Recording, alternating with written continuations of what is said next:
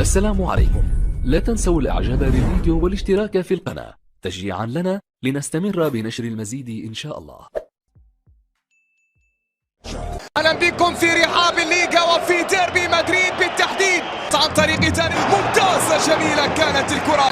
هي الاسماء الموجودة في تشكيلة الريال من الدوري بالسهولة للبارسا. هذا هو شكل ركنية تنفذ. كرة عالية راسية تحضر لكن مجددا في وسط الميدان.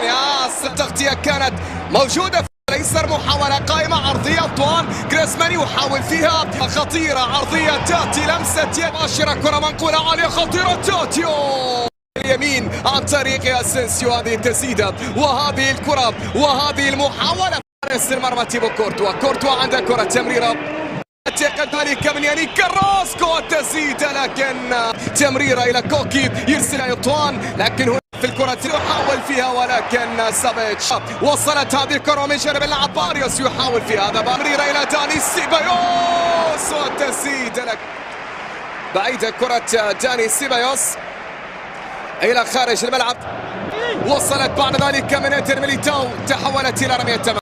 يانيك كاراسكو في ضيق الكرة لافة راس السلام يا ناقش الى كريم والعرضية لكن كرة مقطوعة. عودة كرة منقولة هنا اسينسيو الى فيدريكو لكنها قد ياتي من فيني والعرضية كريم والتغطية والكرة وصلت بعيدة. عادت بعد ذلك اسينسيو لكن متسل في وسط الميدان. تدخل من على امام فريق ريال مدريد سجل 7 أهداف في 25 مباراة في بطولة الدوري. البطاقات دائما ما تكون حاضرة وهنا خيل مانزانو ترد انخيل كوريا في هذه اللقطة. هنا روديغ فينيسيوس والعرضية لكن تغطية من الكرة عن طريق لوكا يرسلها تغطية موجودة لكو صاروخ فالفيردي ربما الآن لكن كرة بتعود إلى الطرف الصفراء. سيوس يتقدم فيني والتمريرة لكن أيضا تقطع منقولة عن طريق كامافينجا. ممتازة من كامافينجا.